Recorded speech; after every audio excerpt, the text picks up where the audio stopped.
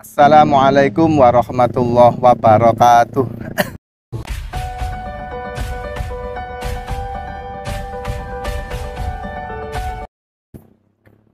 Bismillah, alhamdulillah, wassalatu wassalamu ala rasulillah Sayyidina Muhammad ibn Abdillah, la nabiyya wa la rasulah ba'dah. Oke, sahabat-sahabat, sedulur-sedulur, pemirsa MP Channel Raden Bling. Alhamdulillah, kita berada di suasana alam yang mana di belakang kita itu ada sebuah sungai berantas. Nah, di sini saya akan bercerita atau mengkisahkan seorang sahabat Rasulullah Shallallahu Alaihi Wasallam yang bernama sahabat Sa'labah bin Hatib Al-Ansori, yang mana beliau ini adalah sahabat yang paling sangat istiqomah ketika itu. Jadi sahabat Sa'labah ini sahabat yang sangat istiqomah ketika sholat berjamaah. Akan tetapi beliau ini dicatat oleh Allah atau dikasih ujian sama Allah menjadi orang yang sangat fakir, orang yang sangat miskin.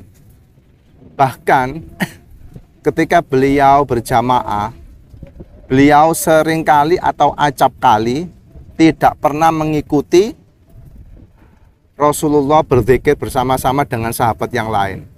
Jadi ketika setelah sholat jamaah, sahabat Sa'labah ini setelah salam beliau langsung pulang. Kemudian sholat jamaah lagi, setelah salam beliau langsung pulang. Akhirnya Rasulullah mempunyai hati, mempunyai niat ingin bertanya, apa alasan sahabat Sa'labah kok setiap kali berjamaah itu beliau tidak pernah mengikuti zikir bareng atau berdoa bersama-sama. Suatu ketika sahabat Sa'labah ketika sudah waktunya sholat, beliau datang lagi mengikuti sholat berjamaah dengan Rasulullah. Dan Rasulullah pun setelah salam, beliau berniat untuk mempertanyakan kepada Sa'labah. Akhirnya begitu Rasulullah setelah salam, Rasulullah tidak berzikir, langsung menegur sahabat Sa'labah. Wahai sahabatku Sa'labah, mau kemana engkau? Akhirnya sahabat Sa'labah mengatakan, wahai Rasulullah, kekasih Allah, saya mau pulang. Saya ingin pulang. Akhirnya Rasulullah mengatakan lagi, bertanya lagi, mengapa engkau terburu-buru pulang? Padahal baru saja sholat berjamaah usai. Kita belum berzikir, kita belum berdoa kepada Allah. Akhirnya sahabat Sa'labah menjawab pertanyaan Rasulullah, wahai Rasulullah, kenapa saya selalu pulang setelah sholat berjamaah dan tidak ikut berzikir, berdoa bersama engkau? Karena baju yang saya pakai ini saya pakai untuk bergantian dengan istri dan anak saya. Saya langsung pulang dengan tujuan baju ini saya lepas, saya kasihkan ke istri saya dan anak saya agar mereka ikut sholat juga, agar mereka cepat-cepat melaksanakan sholat. Sahabat-sahabat pemirsa MP Channel Raden Bling, begitu miskinnya sahabat Sa'labah, sampai-sampai baju yang dipakai beliau untuk sholat itu dipakai bergiliran dengan istri dan anaknya.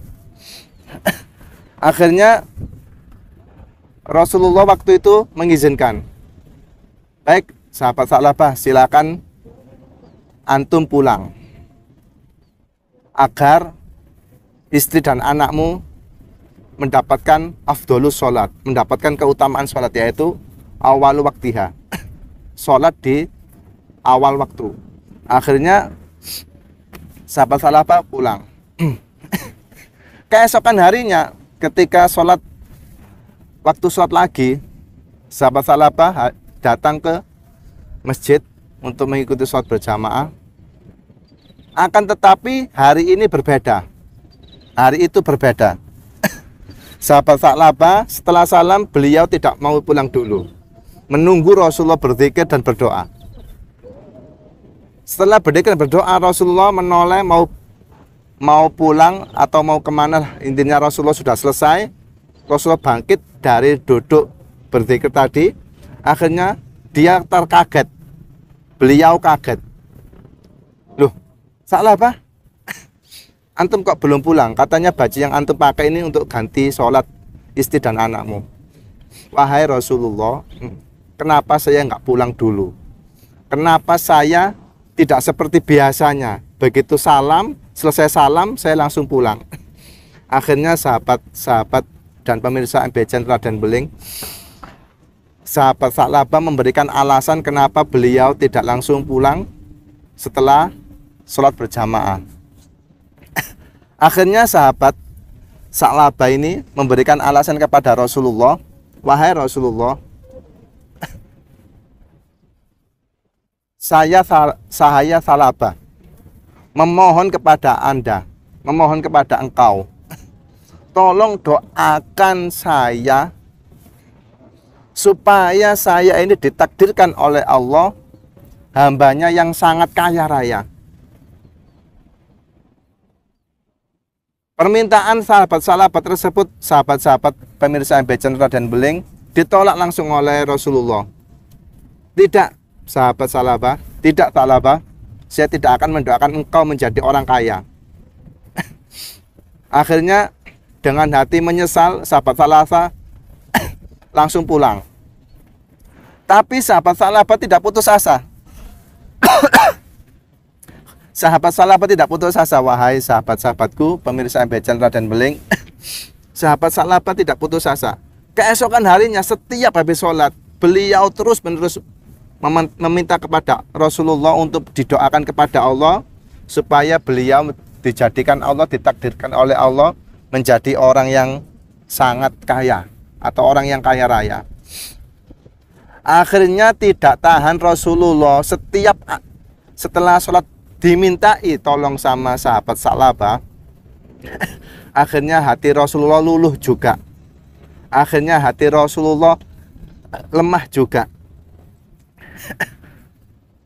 Akhirnya Rasulullah mengatakan kepada Salabah, wahai Salabah,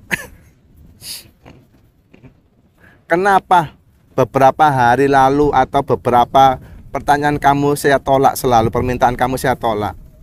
Saya khawatir ketika saya berdoa kepada Allah, memintakan kepada Allah untuk kamu, meminta kepada Allah untuk kamu, saya khawatir setelah engkau menjadi orang yang sangat kaya raya, engkau akan tidak lagi berjamaah di masjid ini. Engkau akan lupa segalanya. Kemudian sahabat Salabah mengatakan, wahai Rasulullah, pernahkah saya meninggalkan sholat berjamaah dengan engkau selama saya hidup sampai saat ini? Rasulullah menjawab, tidak. Pernahkah saya telat untuk sholat berjamaah selama saya hidup sampai saat ini dengan engkau? Tidak. Oleh karena itu ya Rasulullah, percayalah kepada saya. Meskipun saya ditakdirkan oleh Allah nanti berkat doa engkau saya menjadi orang yang kaya raya, saya akan tetap istiqomah menjalankan ibadah berjamaah bersama engkau. Akhirnya Rasulullah mempercayai ucapan sahabat Salabah. Baik sahabat Salabah, engkau akan saya doakan kepada Allah. Saya mintakan kepada Allah terkhusus untuk engkau supaya engkau dijadikan oleh Allah orang yang sangat kaya raya. Terima kasih ya Rasulullah, kata sahabat Salabah. Terima kasih doa-doa engkau. Semoga saya doa-doa engkau dikabulkan oleh Allah dan saya menjadi orang yang kaya raya. Saya berjanji, nah, ketika saya nanti menjadi orang kaya raya, saya akan tetap istiqomah beribadah berjamaah bersama engkau. Sahabat-sahabatku, pemirsa MB Channel Raden Beling, akhirnya doa Rasulullah itu diterima oleh Allah, dikabulkan oleh Allah. Beliau, sahabat Sa'labah itu mempunyai modal, punya sedikit modal, dibelikan domba atau kambing untuk diternak, dipelihara, dan akhirnya singkat cerita, domba yang mulanya 1, 2, 3 saja itu menjadi beratus-ratus domba. Beliau dijadikan oleh Allah orang yang sangat kaya raya. Dombanya di mana-mana, bahkan seluruh kota Madinah, peternakan domba yang ada waktu itu semuanya milik Sa'labah. Masya Allah, itu doanya Rasulullah. Akhirnya sahabat Sa'labah dijadikan oleh Allah orang yang sangat kaya raya. Dan naasnya beliau ini ketika menjadi orang yang sangat kaya raya, beliau lupa akan janji-janjinya kepada Allah. Padahal waktu dulu sempat berjanji ketika menjadi orang yang kaya raya, dia akan tetap istiqomah berjamaah dan dia akan memberikan sebagian hartanya kepada yang berhak. Namun apa yang terjadi, wahai sahabat-sahabatku, sedulur-sedulurku MB Channel Raden Beling, semua yang dikatakan oleh sahabat Sa'labah, semua yang dijanjikan oleh sahabat Sa'labah, nazarnya sahabat Sa'labah tidak terjadi, tidak pernah ditepati sama sekali. Sampai-sampai Rasulullah ketika selesai salat berjamaah itu selalu bertanya kepada sahabat-sahabat yang lain, wahai sahabat-sahabatku, kenapa Pak akhir-akhir ini sahabatku Sa'labah tidak pernah mengikuti salat berjamaah? Ada sahabat lain yang nyelutak atau yang menjawab, wahai Rasulullah, sekarang beliau lagi sibuk ngurusi domba-dombanya, ngurusi harta bendanya, ngurusi kekayaannya. Seketika itu Rasulullah langsung mengucapkan, celakalah wahai sahabatku Sa'labah engkau. Akhirnya ucapan Rasulullah menjadi sebuah kenyataan. Setelah sahabat Sa'labah menjadi orang yang kaya raya, beliau lupa akan nazar-nazarnya atau janji-janjinya kepada Allah. Bahkan sempat Rasulullah itu menyuruh sahabat yang lain untuk menjemput sahabat Sa'labah, menagih janjinya, disuruh berjamaah dan juga disuruh membagikan harta bendanya, sebagian rizkinya kepada orang-orang yang berhak. Tetapi waktu itu sahabat Sa'labah tidak menghiraukan panggilan Rasulullah dan tidak menghiraukan janji-janjinya dulu. Akhirnya Allah Subhanahu wa Ta'ala memberikan musibah atau memberikan ujian atau bisa dikatakan peringatan oleh Allah. Sahabat Sa'labah dihancurkan, harta bendanya semuanya diberi Allah penyakit, diberi Allah, intinya hidupnya susah lah, sengsara. Hidupnya sengsara. Akhirnya beliau sampai menangis dan beliau menjadi orang miskin lagi dan lebih miskin daripada yang sebelum-sebelumnya dulu. Sahabat-sahabatku dan juga pemirsa MB Channel, kisah sahabat Sa'labah ini menjadi sebab musabab turunnya wahyu Allah, yaitu kalau nggak salah surat At-Taubah ayat 75 sampai 77. Yang nggak salah artinya tuh inti dari ayat tersebut. Ketika kita diberikan rizki atau karunia, sebagian karunia oleh Allah, dari Allah, ketika dimanfaatkan dengan sungguh-sungguh, maka karunia yang telah diberikan oleh hamba tersebut akan dikembalikan lagi kepada hamba-hamba tersebut.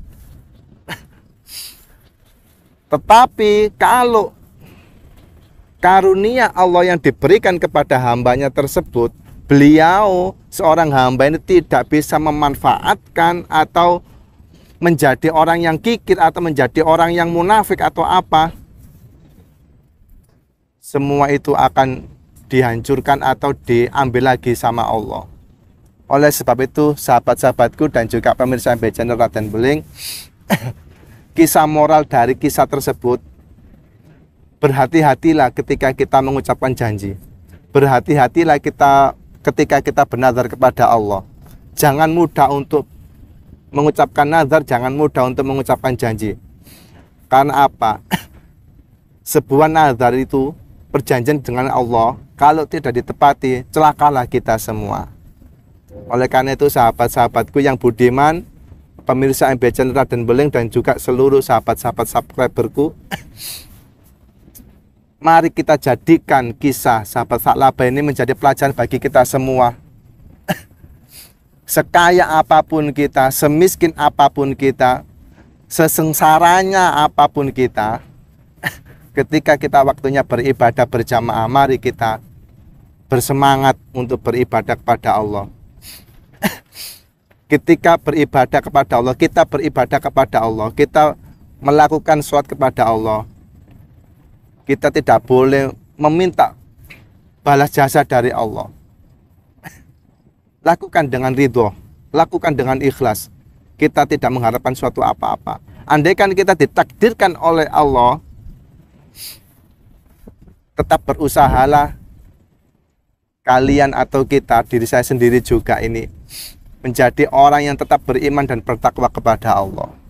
Semoga kita semua bisa mengambil hikmah daripada kisah sahabat Tha'labah ini, dan semoga kita semua terhindar dari sifat kikir, sifat lalai, dan sifat kemunafikan.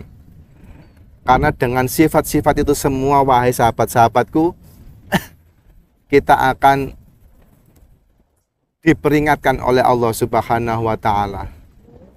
Oke, sahabat-sahabatku yang budiman, sahabat-sahabatku MB Channel Raden Beling, oleh karena itu, mari kita tetap jaga iman, mari kita tetap jaga hati kita.